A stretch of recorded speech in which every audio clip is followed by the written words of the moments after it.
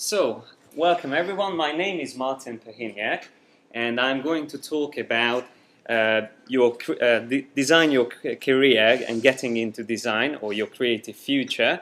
I will mainly concentrate on Photoshop, but I will also mention Illustrator and InDesign on the way. And the main topics that I'm going to cover is graphic design, photo, retouch, and digital art. Now, the main reason and the main theme of my 3 seminars today is to help you to find your way into the industry, or even if you are in the industry, to be able to get more exposure and to understand how the whole creative industry works. Because it's actually a massive industry and it has so many areas now. And even like something like digital art, which started probably like 10-15 years ago, now it became one of the biggest industries, and it's there everywhere. If you watch films, if you play computer games, everything starts with the digital art, the concept art, which is a massive industry. And of course, I don't have to mention graphic design, which is huge, and it's huge in London especially. And also photo retouch, which is another massive industry. So these are like the main elements of this seminar which I'm going to talk about. And if you are interested to follow the second and the third part of my sessions as well, in the second one I'm going to talk about how to get jobs. So the first one is understanding the industry, first of all. And then the second one is about how to build your portfolio, how to sell your work, and how to find jobs. I did quite a big research on this, and I've been teaching Adobe applications for like 6 years. So, and I worked with companies, quite big companies here in London, so I have quite a good understanding of it, and I would like to share everything what I know about that, interviews and just finding jobs online. And then the third one is a day in a designer's life. So it's like a curve, the whole 3 sessions together. The third one is when you are already working as a full-time or a freelance designer. How can you be more effective and more productive? Because that's very, very important to save time. So my third session, I will talk about that. That's mainly practical advices and time savers in these applications. And these are not the ones that you will find online like in tutorials. I'm going to show you in-depth secrets, industry secrets. Okay, so first of all, let's talk about graphic design. I would like to tell you, if you want to get into graphic design, what are the major skills that you will need, and what do you need to do to be able to find a job as a graphic designer. First of all, what is graphic design? There is a career guide which says graphic design is a creative process that combines art and technology to communicate ideas. The designer works with a variety of communication tools in order to convey a message from a client to a particular audience. Now this is quite long and quite difficult. What I would say is graphic design is when you combine typography with imagery. Basically that's it. So you might feel that it's a difficult topic, and when you have to do graphic design, it's very complicated and it's all lots of secrets there. It's actually very simple. You put type and images together. That's graphic design. Okay, it's very simple. And I'm going to show this example, what you see here on the screen, which is a great example of graphic design. So simple, but still it works. So basically we start with an image, okay? Let's just say this is our photograph. And then we start adding things on top of this. First of all, we add a text, okay? We have an image and we have a text. Well, of course you can tell that this doesn't really work well. You won't look at this when you are, let's say, waiting in the underground or just doing something. You won't notice this if it's on a billboard. What you have to do is to integrate the type and the graphic together, so have a nice composition. So once you start thinking about composition, actually there is already a bit of composition here, because we have a main character here on the right, not in the center. It's a bit on the right, which is following a design compositional method, the rule of thirds, and we have the text on the left. So that's already a little bit of composition, and again the text is not in the dead center, it's a bit down to the bottom. because usually rule of thirds works really well in graphic design as well and most art forms. So there's already a bit of composition, but we still need to do something with this. And what I did here to make it more prominent, first of all, I turned everything black and white and just kept the soldier in colors. And you can already see the visual clue and composition of the red color on the typography. The first integration between type and imagery you can already see. Then the next one is again just helping that, boosting up the colors of the red on the soldier. I'm using adjustment layers, by the way, in Photoshop, which makes it completely non-destructive. As you can see, I can always go back and forth, switch everything on and off, which is very important, and this is something I'm going to show in depth in my third seminar when I show the time savers, to be able to work like this. Because honestly, you won't have time to recreate things once you're working full-time designer, especially in a design agency. They will just give you so many work to do that you won't have time to recreate things. You have to make it everything completely non-destructively. So as you see, I just used 3 non-destructive adjustment layers to increase the visibility of the soldier. So I added a vignette effect on it as well, darkening the corners, and just turned everything black and white, boosted the colors of the soldier, and then to make the type more prominent, I add that background little banner. Now it's again a very simple thing to create. It looks like it's actually behind the soldier, but because we are working with a 2-dimensional image, of course there's no depth to it. So I have to create that banner first and then hide it, and I use the mask in this case to hide it, like that. Actually, I don't know if we can turn off the lights. It might be better. Just check. Much better now. Okay. So,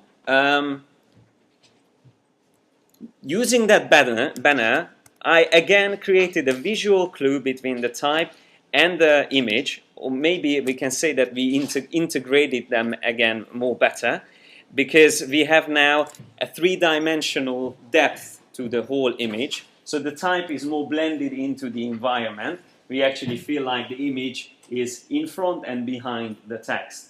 So just using these simple clues and links between the type and the image, we created a nice composition, and now we can say that this is graphic design. So this is when the type and the image starts to work together, then it becomes, we can say it's graphic design. So just going back to my presentation, the next slide, I would like to talk about the main areas of graphic design, because there's so many fields in graphic design as well, which you can specialize, or you can do more than one of these as a professional.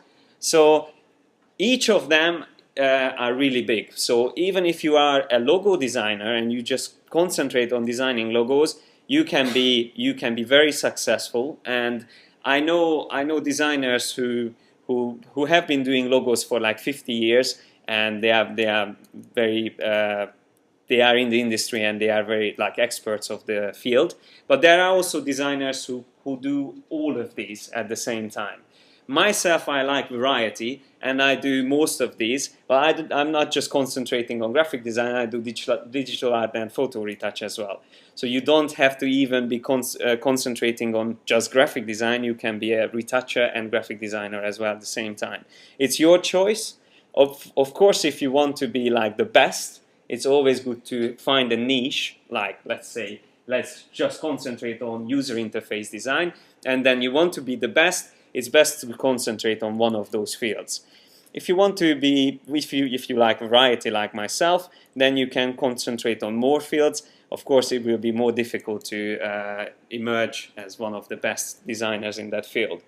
Now, the main skills needed for graphic design in general, of course, you will need to know very well typography. You have to be very good in typography. But it's not that complicated, actually, to understand typography, and I'm going to show you a couple of examples now, and then we will talk about the other main skills as well. So, talking about typography, just again, the same example, it's not that difficult in this case. All I wanted to achieve is to have the emphasis on Rome, and it's not important really, so I didn't want to have an emphasis on this. Still, I added a little visual design to it, but I made it smaller. And all these things which you do with type, you can do completely using keyboard shortcuts. Once again, this is something I'm going to talk about in more details later on. But let me just mention a couple of things like kerning, which is very useful. When you want to move closer or further away fonts or characters, you can use Alt or Option left and right arrows, which will move the text or the characters closer or further away from each other. So for example, here I can again move this further or closer to each other, and it depends where is the alignment. Now if I align it to left, I can use a different kind of kerning. So Alt, right and left arrows, very simple to move it further away or closer to each other. Because for example, this type, if I start typing with this, and let me just type in, for example, let's say world. If I have this text written down, world, and I'm going to just make it a bit smaller, and I press Command Backspace to make it white. Let me just put it here on the other side. Okay, so once you have a word like this, you want to achieve a visual consistent spacing between the characters. Because this type, if you look at it, it looks nice, but the problem is, for example, R and L is very close to each other, while between W and O and R there's a big space. And that's the default spacing between these characters. So that's something that you would like to move closer and use kerning in this case. So just to make it nice and balanced, that would be something like a proper graphic design change, what I would do. So that's typography skill that you have to understand. Very simple to apply, so you can see before and after. Very simple to apply, and also the keyboard shortcuts are very simple in Photoshop, and they are the same throughout the whole Creative Suite, but still it makes a difference, and this is something that will give you the difference in graphic design as well, to make you better in graphic design. So typography is definitely something that you have to learn and you have to understand. Image manipulation is also very important. What is image manipulation? It's like what we did with that soldier. We turned the background black and white and kept the soldier in colors. That's an image manipulation. That's mainly adjustment layers in Photoshop and filters. So, adjustment layers and filters. Composition is again a very important thing. Once again, if you think about that example we did, it's the rule of thirds, for example, and also using the interaction or integration between type and imagery. And then working with colors, once again, working with colors, in this case, was the visual clue between the cape, the red color on the type, and the cape. Okay, so let me go to the next slide. Useful additional skills in graphic design. You don't have to be an illustrator to become a graphic designer. And that's usually a question that everyone asks, that do I need to be able to be good in hand drawing? And you don't have to be. I'm using a tablet, for example, to work with the computer, and because I was trained also as an illustrator, it comes naturally to me. But if you are not good in illustration, you will still be able to be great in graphic design. Because, for example, I had a colleague, he was the lead designer, and he was really bad in even his handwriting was, I couldn't read his handwriting. His sketches, I couldn't tell if it's like an animal or it's a text. Completely, he can't do anything with his writing or drawing. He don't have any drawing skills at all, but his designs are amazing. He's great with composition, he's great with type, he's great with colors, and that's all he needs, and he creates amazing designs. Let me just show you one of his designs. Just look at this, for example. That's one of his mood boards for a project, Need for Speed. So that's the guy, he doesn't like drawing at all, but he's amazing in design. Okay, so hand drawing is definitely something that is a plus. It's an additional skill that if you have, will help you as a designer, but it's not necessary to have. So because of course now in graphic design we can use vector tools, we can use images, so you don't really need to create things on your own. You can use images. For example, in this case, it's all about the type, it's all about these geometric shapes, and it's all about that couple of images and icons that he just put together. By the way, mood boards are really interesting. I had a year experience in licensing design, which is a very interesting part of graphic design, where let's say there is a licensor, in this case it's Electronic Arts, and there are the licensees, like let's say an apparel company, who would like to use these graphics on their jackets, t-shirts, watches and stuff like that. So the licensor, Electronic Arts, this game company, will ask a design agency to create a style guide which includes all these designs. Let me just show you the other designs. This is like a composition or a badge which is created by the design agency. They sell this style guide, or they provide it to the licensor, Electronic Arts, and then Electronic Arts can sell this style guide with all the designs to the licensees, let's say an apparel company, let's say Nike. Okay, so this is how the licensing industry works. So it's three main people or a client. There's the licensor, licensee, and the design agency. And you as a designer will be in the design agency creating these things. And yeah, so once again, just an example from my friend who's not good in hand drawing, but he's great in design. And there's the inspiration which we create for the licensees when they come to Electronic Arts and they want to see, okay, if we buy this style guide from you, what can we achieve with these designs? And this is like just an inspiration which we create in Photoshop. We just have these products and that's just put all the designs on it to show and inspire companies and make them buy the style guide and use the brand as a licensee. So once again, more products. And of course, these products are always matching to the style of the brand itself, in this case, Need for Speed. And there is another mood board, but just by the way, it's interesting to talk about this as well. Mood boards are the first stage in licensing design, and in graphic design as well. It's a great way to start your projects. Whenever you have a new project, you will definitely be working with a brand or a company, or at least something you will have some reference that you can collect and put together in a board like this. This will help you to understand. If you can create a design from your references, that will help you understand the whole theme, and you can create already a visual look that you can show to your clients. Okay, which one do you like? Do you like the more street and graffiti style, or you like the more cleaner and grungier, or cleaner plus grungier look on the other one? If we go back, this more like using a bit of dirt but still very clean and geometric look. So this is one look which already you can understand how it looks from the mood board. You don't have to see the design separately. And then this is the other look, which again can be divided into the designs, these core badges or sub badges, and then the application on products. So that's just a small niche part of graphic design, licensing industry, but it's still huge. I've been working with game companies. I worked for Disney, Pixar when I was working at this company. We did Toy Story, Cars. It's really fun, but very stressful because the deadlines are crazy and the clients are very demanding as well. But yeah, this is a very interesting part of graphic design licensing industry. By the way, the company is called Ryzen Creative. If you want to check them out, their website is still, they don't have anything really on their website, but you can contact them. Ryzen, that's the company called.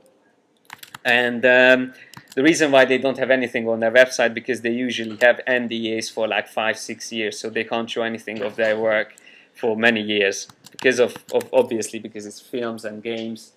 They are very secretive. Even after they come out, they can't show their work. So okay, and as a designer, it's also a negative side of it. I can't really show more than this because this came out already, the previous work which I just showed. Okay, so the that's just the first useful additional skill, illustration.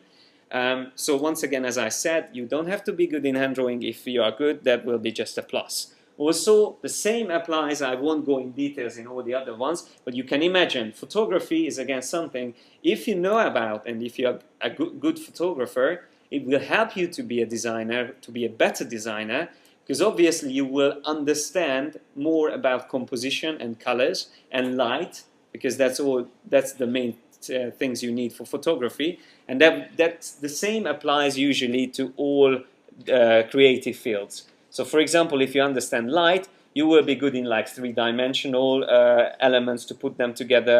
You will be good in composition as well. So it's again a useful additional skill. Print production, definitely useful to know about.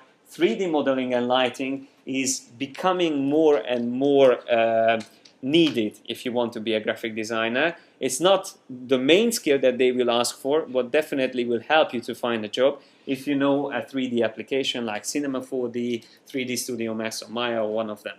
I can actually see a trend of being Cinema 4D being the best for graphic designers.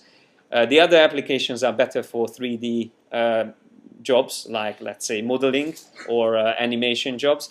But Cinema 4D, they usually ask if you are a graphic designer, but on the side you know a bit of 3D.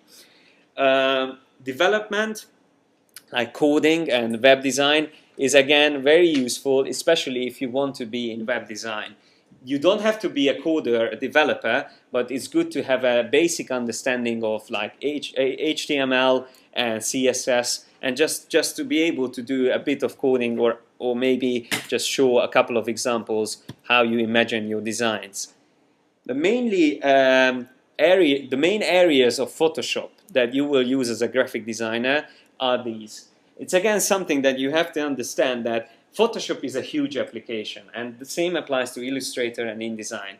Illustrator is 25 years old application, so you can imagine the amount of knowledge put into that. And also Photoshop is more than 20, I think 21 years old now.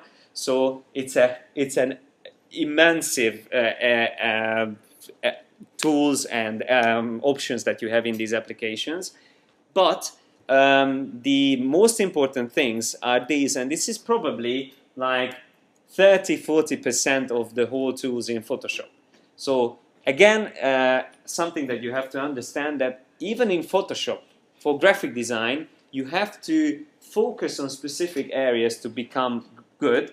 So you don't have to be afraid. If you are just starting out using Photoshop, you don't have to feel like, okay, I have to understand everything in this application. You have to focus in these areas. So all the tools like non-destructive workflow, like masking, adjustment layers, and vector tools, they are very important for you.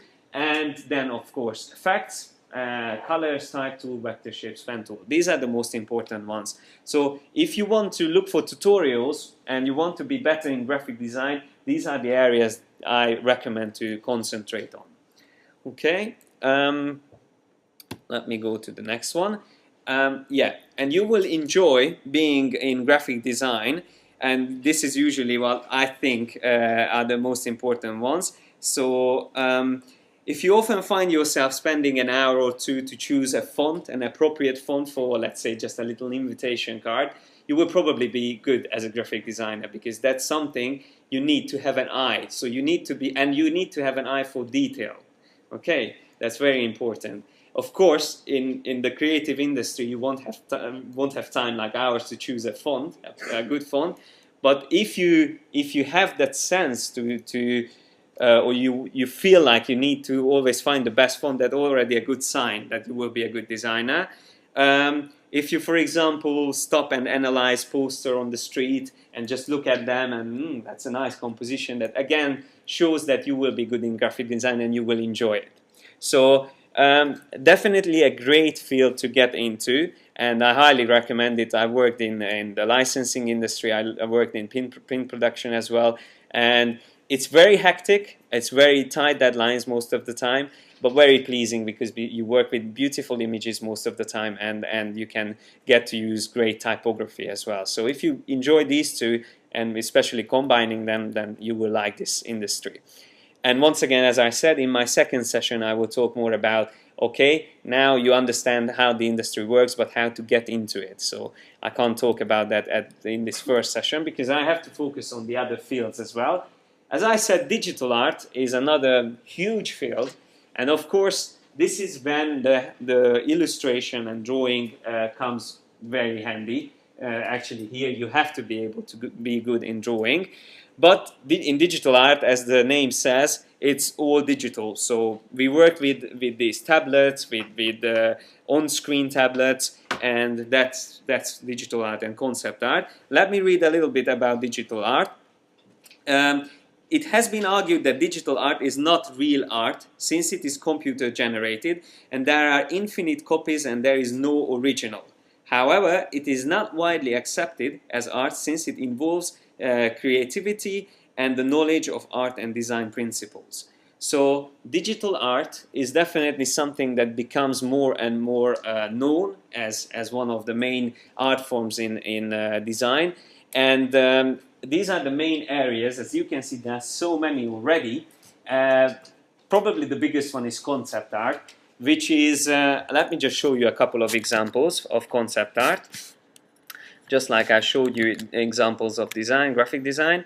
Concept art is a huge industry, and let me show you the examples. So, for example, for environments, they create these images, the concept artists. This one is probably for a game or maybe for a film, but just guess how much time does it take to create something like this from scratch, from a white paper, without using any images, stock photography. It's all hand-drawn on the computer. Just guess how much time does it take to do something like this? Just a guess. A week, a year, a month. Let's go a bit lower. It's very fast. 5 hours is probably a bit too fast for this, but it might be, someone might be able to do this in 5 hours. I would say 7-8 hours would be like an optimal time for someone who is in the industry. Maybe even 5 hours is possible. Speed painting it's called. This one is also a speed painting when they using all the advantages of Photoshop, all the brushes, I mean custom brushes, and all the filters and ways to create or use the brush tool, that can save a huge amount of time, and they can come up with something like this. Usually a concept artist creates 1 or 2 or maybe even 3, 4 of these a day. So let me just show you another one. It's the same artist, and it's just, I think this is a beautiful art, beautiful to be into. But of course, it's highly competitive. So if you feel that you have a good hand drawing skills and you always wanted to do paintings, then this is something that you have to be trained for.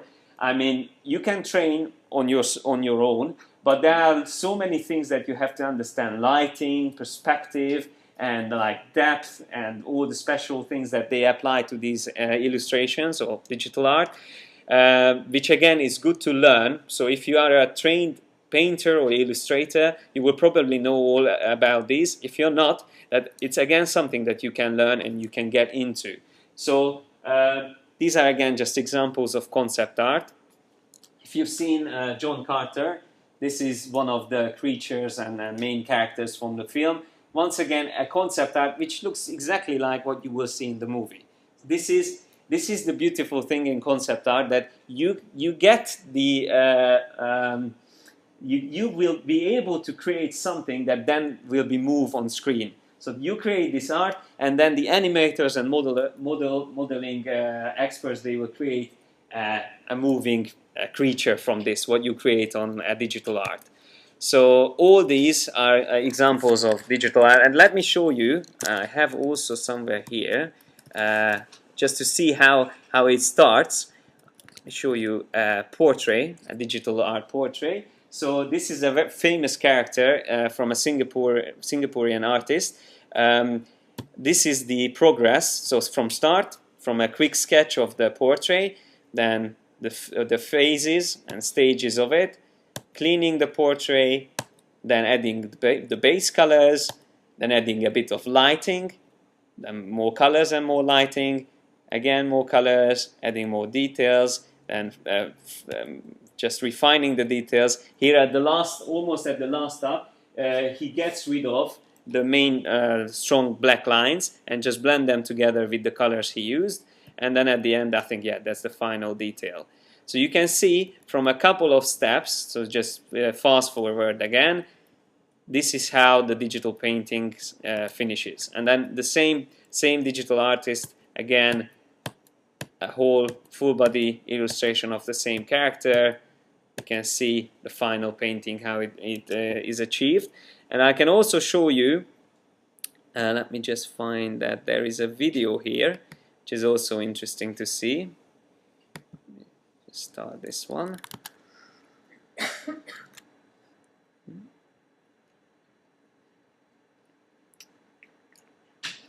Just a second.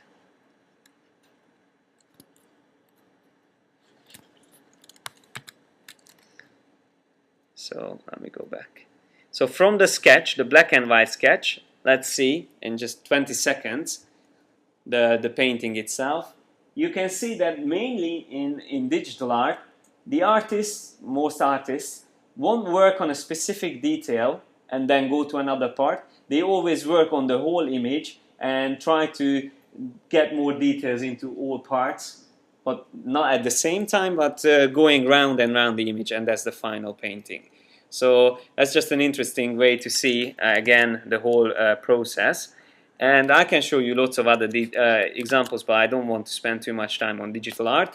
So let's just, again, talk about the main skills you need. You need to have definitely good hand drawing skills, working with light and colors. For example, here is, this is probably, I think, 10 years ago, my drawing. And then after 5 years, I finished it, I went back to it and I changed it to this. Probably now, again, 5 years later, I would do completely differently.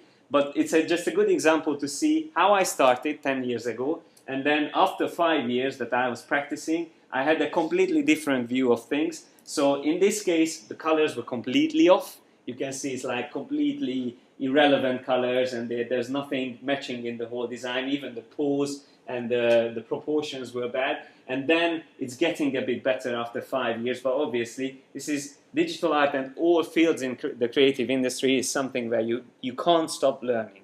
You have to learn every day. So, but that's also, it's challenging, but it's really fun, because you always feel like, yes, I improved every day. So that's a great thing about the creative industry compared to other fields, where sometimes you learn a couple of skills and then basically you use the same things and you can't really improve. In the creative industry, there's no day without improvement. You can actually feel the improvement every day if you look back what you've done the previous day and you've done the day after. Anatomy and drawing in perspective, again, major skills you will need. And then additional skills which will help you is if you draw from life, traditional painting, industrial product design is again something they usually ask in the industry. If you have any experience with industrial product design, that can help you to find a job as a digital artist, mainly a concept artist. I studied as an industrial designer, and when I got first into graphic design, they were not really happy that I was a product designer, because they said it would have been better if you studied graphic design.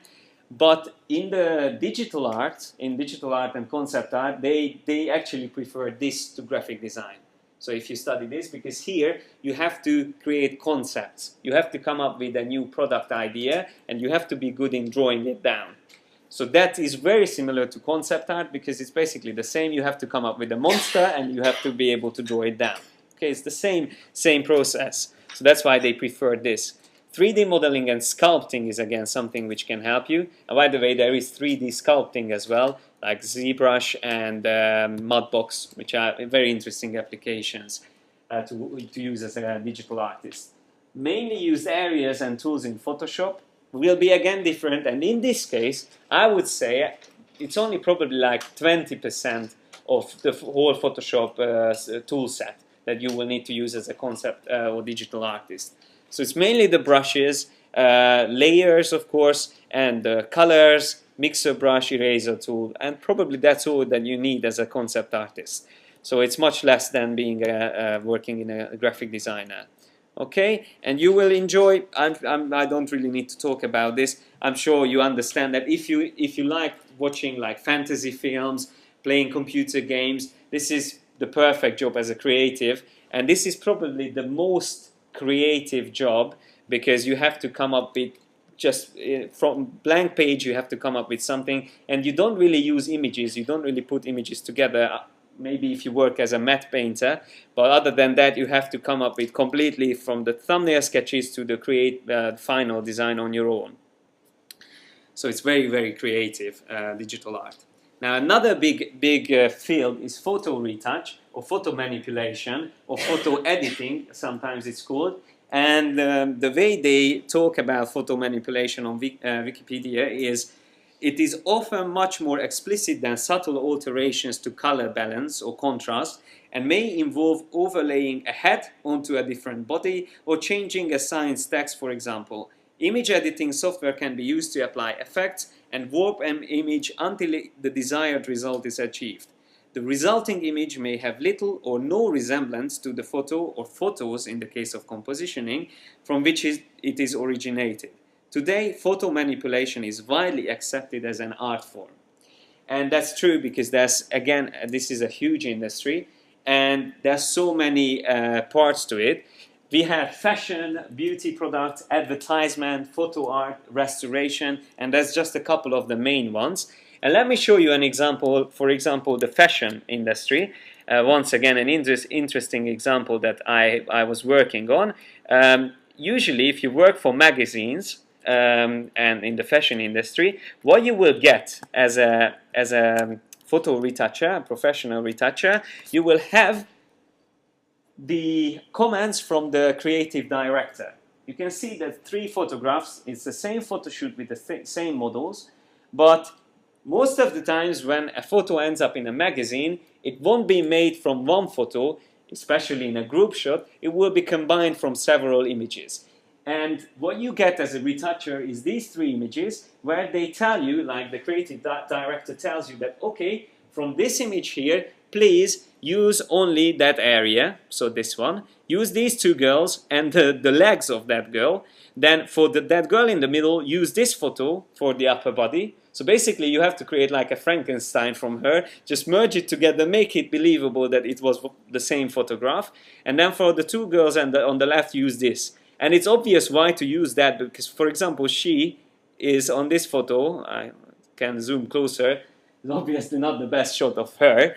So you can be an amazing photographer, it will be still very difficult to work with 5 models and to create the perfect shot.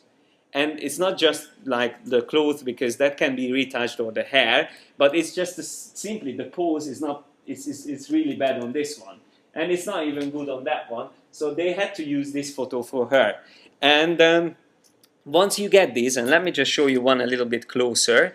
Once you get these, so first of all, you have to composition these 3 images together, but you have to also go through all these little amendments, like thicken arm slightly, trim, round. It's not always trimming. Sometimes you have to make it more rounder. Then even on the colors, on the clothes, there's like these little creases which you have to get rid of, or straighten the creases. So very small details. Fill on the hair, where you see through the hair, that has to be filled. And even things like, let me just go down, there's so little things that you have to change. You have to pull down the clothes to hide the shoes. They don't like when there is something that you can see but it's not visible properly, then you have to hide it, or if it's visible, then it has to be visible. So for example, if there is a gap between the shoe and the foot, you have to fill that in. You have to either lift the shoe or increase a little bit, or move the foot down. Or in this case, because the photographer didn't capture the whole heel, you have to build a heel. You have to put a heel there. Simple. So this is all that they will ask you, and to create the final result, which is this, and let me show you the working file. To create the final result, you will probably have max 8 hours again, like a whole full working day for this.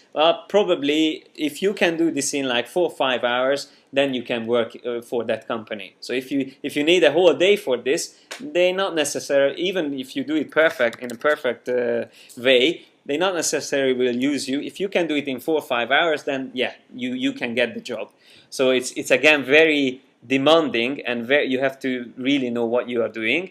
But once again, for photo retouch, you probably use like 20% of Photoshop, all the options in Photoshop. So it's not that difficult to learn. It's all about practice. Just like in all the other fields, if you want to get into it, start and practice and learn every day a bit, and then you will finally, eventually you will get there and you will be able to work for clients like this magazine. It took me probably 3 years to, as soon as I started thinking about doing photo retouch, after 3 years I managed to work for magazines like this. And the great thing in the photo retouch is probably the most independent from the company's side. So you can be anywhere around the world, you can still work for any companies around the world. Graphic design is more working in a team. Digital art is again more working in a team, while photo retouch is something that you can do from wherever you are. Of course, there are like post-production companies where they have retouchers on site, but lots of magazines, they work with design or retouchers from around the world, so you don't have to be on site. And that's a really big advantage, because obviously you can have lots of clients, international clients, and just work from home simply wherever you are. Okay, so let me just show you how it all comes together. First of all, let me just turn off all of these changes. That's without all the color adjustments, but that's already the composition that I created from 3 images. That's one of the images. And if I open this folder here, you will see that I did everything completely non-destructively. So that's again one thing that you have to understand in all creative fields. If you want to be effective, you have to work non-destructively, which means when the client comes back to you, you have to be able to quickly change whatever you changed. So if they tell you that, okay, we like almost everything, but let's just say they don't like the dress edge. If they tell me that the dress edge of the model on the left, then I know, okay, that will be this layer, I can find it. If I want to find that layer quickly, I can command click on the thumbnail to have a selection. Now I can zoom closer to it, so I just zoom in that area, and let's say I'm on the phone or on Skype or something, and they tell me what they don't like about this retouch. So that's what I did. I had to straighten these 2 lines, but maybe they don't like something about it. Maybe they want to get rid of this crease here in the background. Then I can find it very quickly, and I have it on a separate layer. So it's very easy to adjust. Okay. If it takes at least, let's say, if it takes more than 2 or 5 minutes to make an amend, something like this, once again they won't use you again. If you can do it in half a minute, then fine. Then you are good. You can again continue to work with them. So it's very, very important to work non-destructively and have everything on separate layers. But again, it doesn't mean to have everything on separate layer. It doesn't mean that you can be clumsy and have them all hanging around. As you can see, this is very organized. I have the original file names used as the groups, and in the groups I have all the separate layers again named everything. And I also have the mask. I kept the mask, so if I want to see the original additional parts on this image, I can still see it. It's still there. I didn't delete it. So if they want to make amends between the merging of these 2 parts or 2 images, I can still do that because I just masked instead of deleting. And then the middle image, just the upper body, and then the lower body plus the 2 girls on the right, and then cleaning the floor, and then cleaning or merging the colors and making these adjustments to create the final result. So this is just an example of fashion retouch, but there's so many other retouch examples. And let me show you beauty retouch, which is also a big industry in itself. So this is again something that you would do for a magazine, to go through all the little details like eyes, lips, hair, skin, everything. And of course, in like professional high-end retouch, you can't just simply use a blur on the face. and just make it look like it's plastic. You have to make all the little pores visible, but it has to be all perfect. So it's again time-consuming, but really nice thing to do. It's actually, I can tell you that whenever I do retouching, it's very relaxing. If you know the techniques that you need to use and you're confident with what you're doing, then it's very relaxing. I usually have music on, and this is something where you don't really need to think. Once you have the techniques, you just simply apply them again and again, and it doesn't get boring because you always have great images to work with, and it's really relaxing. I really enjoy doing it. So I always have music on. Sometimes I even watch like a film on the side because basically you retouch little details and you don't really have to concentrate on it once you know what you are doing. So it's really fun. Retouching is actually great fun. And then I haven't talked about the creative side of retouching, because what I talked about is technical retouching, and I don't think I have a slide for that, but the examples I showed are technical retouch, but for example this one is creative retouch, because of course this is not realistic. This is an effect that you add to the image, and this is when it's more creative, and it's more used for advertisement. In this case, if you remember the Black Swan posters, that's where they use this effect. And these effects are again part of retouch or photo manipulation, but this is more the creative part of it, or creative side of it. Main skills that you need for being able to work in the retouch industry is of course manipulation, rendering techniques, which applies mainly light, like dodge and burn, and all the brushes to use for that, understanding the trends in the fashion industry, and working with colors. It's actually not that much skills that you need. It's mainly understanding what the client wants and what they want to achieve, and the techniques needed for that. Additional skills, once again, illustration is useful. Makeup, I can tell, is very useful. When I started doing retouch, of course I don't do makeup, so I didn't know anything about makeup. And when I started doing the portrait retouch, I realized that I can actually learn a lot from makeup. So I started watching makeup tutorials on YouTube, and I learned a lot from those. Actually, I probably learned more from that than from tutorials on retouch topic. So like tutorials about Photoshop. From makeup tutorials, like actually girls applying makeup on them, helped me a lot, because I started to use the same techniques with Photoshop tools. And that's what you need to do. You have to use all these makeup techniques to make a portrait look nice. Anatomy is again very useful. I'm sure you've seen these Photoshop disasters when there's like, I don't know, very strange, I don't know, 6 fingers or stuff like that. They sometimes do too long like waist, or the legs are not in proportion with the body. And have you seen that example from the magazine? Again, when you have to combine the upper body with the lower body, you have to have a sense of what's in proportion, because you have to transform the two together, and it's up to you what size you use for the upper body, for example. So you have to understand anatomy as well a bit. Of course, you don't have to be a doctor, but you have to understand it. Photography and print production, again, useful when you apply these changes. And mainly used areas are these. So in Photoshop, you will use these tools most of the time. Apart from the retouch tools like healing brush, spot healing brush, the clone stamp tool, you will use a lot of masking brushes, and these modifiers, the liquify tool and puppet warp tool, are again very useful. Let me just show you an example of that. I guess I have that somewhere here, the puppet warp one. Maybe don't. Let me just find that example. It's really useful to see how that works. Fashion, puppet warp. So you have in Photoshop a very interesting tool called puppet warp. I already made a selection and moved this girl onto a separate layer. That was the original background, by the way, but I took a photo of the background without her in the picture, and then I took one with her in the picture, and then I just simply made a selection of her, and then made it look like, okay, I can separate her from her background. And then I turned her layer into a smart object, which is very simple. Right click, convert to smart object, and then I went to edit, puppet warp, and puppet warp will create a very intricate mesh on her.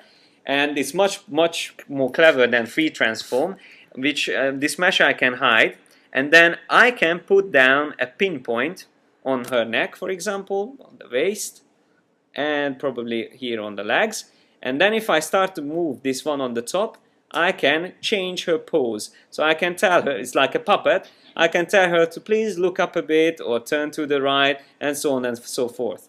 And this is actually something that they already use in the industry. So they have a great shot of a model, and let's say the hands are like this. If they want to move the hands around, they just need to put the pins down, and then they will be able to use the hands just like a puppet. And as you can see, it doesn't even distort the image. Of course, once again, I have to understand anatomy, so I can't do something like this. So it has to be still realistic. But if you put the pins down, again, something like this won't be natural. But if you understand how a body can work, then you can easily do this. For example, if I want to change the leg, I can again put pins down there, and I can play around with the leg, and so on and so forth. I can do the same with the arms. So I can say, okay, just move that down a bit, move this back up a bit, and so on and so forth. So it's really interesting to use these tools. And the reason why I use the Smart Object in the first place, if you're wondering why did I use that, because I want to work non-destructively. Again, very important. Imagine you do a very bad change with the puppet works. You create like a monster, and you want to go back to change it. Then, if you didn't use a Smart Object in the first place, you will have to go back in history or start from scratch, because it's applied and it's done. But because I have a Smart Object, the puppet warp will work non-destructively. I can turn it on and off here in the layers panel, and if I double click on it, I can even access my pinpoints, and I can move them around, and I can make amends to it. Okay, so it's completely non-destructive because I use the Smart Object.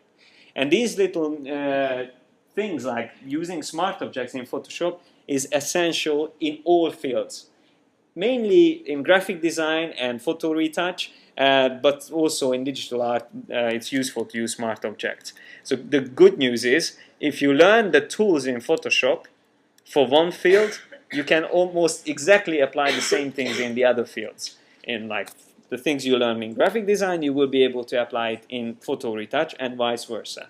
So these areas actually help each other out. Okay, and I think that's all. If you have any questions, you can ask now. Just one more thing.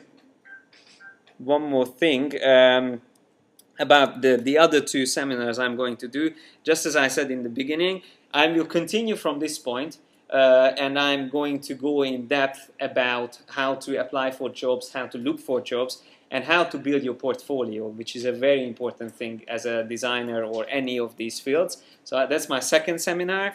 Please, if you enjoy this one, just join me on that one as well. And the third one is about saving time, where I'm going to actually show you. That's not talking about theory and stuff. That's just pure Photoshop techniques. My third seminar, where I show you all the best time savers, which I use every day.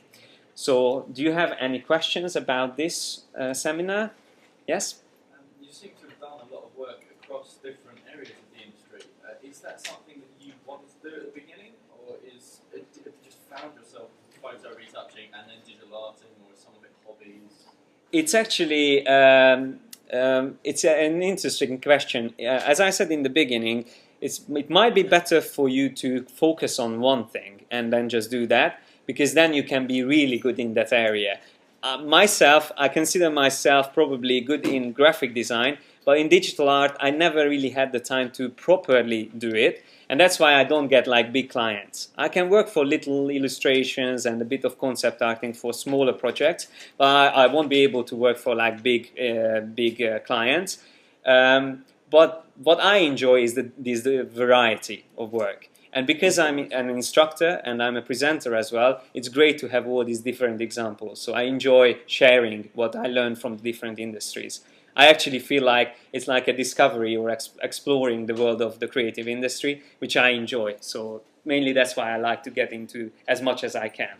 But of course, that's the disadvantage of it, is probably I won't be able to get to the top in any of these. Even in photo retouch, no matter how fast and good I am, I know that there are so many better artists because they just do that. And they don't do presentations and stuff like that. They just sit at home and do it all the time. And of course they will be better. So it's up to you. It's actually good to have a bit of variety. So not just do like fashion retouch. And then you can get a bit bored if you just do the same thing all the time. And as I said, because the tools that you use for one field, you can apply to others. It's good to try yourself in lots of them and find which one you like the best. And maybe you find a balance. As a freelance designer, it's completely up to you. So you can do like web design in the morning, a bit of digital art in the afternoon. So it's great if you have a bit of variety. Any other? Yes? Earlier in the presentation, you said something that it took you about 3 years to learn. Was that Photoshop or retouching? It's all I know at. So yeah, it was about retouching. So 3 years ago, when I first had my first client to do retouch specifically. And that was 3 years ago. And it took me 3 years to learn everything what I know at the moment about retouch. But as I said, I'm still learning. So it never stops. Whatever you do in the creative industry, there's always something new. New trends coming out. You have to understand new features come out in these applications, which again, like puppet work came out in the previous version. In the CS6 version, there's again a lot of good things that you can apply in retouching, which came out. So you have to always learn. But it took me 3 years to be able to work for clients like what you've seen in like that magazine, like professional retouch. But again, it's up to you. It can be half a year if you concentrate on that area. Because I was doing lots of different things, it took me 3 years. I just said that because that's my experience. I was going to ask how, was that for 50% of your time or 10% of your time that you were doing? It was probably 20% because I was teaching full time. So I usually work in the evenings. So I teach 8-9 hours and then I work in the evenings and in weekends. Sorry, one more question. What was the resource that you used for learning? Was it mainly for learning? Yourself, or did you do tutorials? Or? I'm mainly self-taught. I've studied industrial. I'm an engineer. I studied in the product design at the university, but on the side I studied in other graphic design schools. I'm from Hungary, so I just came to London 2 years ago, so I studied almost everything in Hungary, but mainly I can tell that most of these things I'm self-taught. So Photoshop I've learned on my own and from tutorials mainly and books. But if you want to know more about this, in the next seminar I will talk more in depth, like how to learn, how to prepare. I even will talk about the exams that you can take to become certified as an Adobe Photoshop user, which actually helps in the industry. More and more I can see that they differentiate if someone has that exam or not. So there's the Adobe Certified Expert, which you can get as a certificate. But mainly self-taught. And yeah, I have so many friends that I inspire to work to be in the creative industry, and I told them what to learn, what to follow, and what to do, and now they are in the industry and they all work as professionals. So it's definitely something that you can do on your own at home. But just 1 second. Social media is something which will also help you a lot. Very important to share your work and ask for opinion. If you do it from home and you learn on your own, most important thing is share what you do as much as you can. Show it to everyone and then ask for opinion, and also look for inspiration online. Okay, I don't want to get more time, but there was one more question. Are you sure? Okay, thanks. Yeah? Maybe ask in the break. Thank you so much.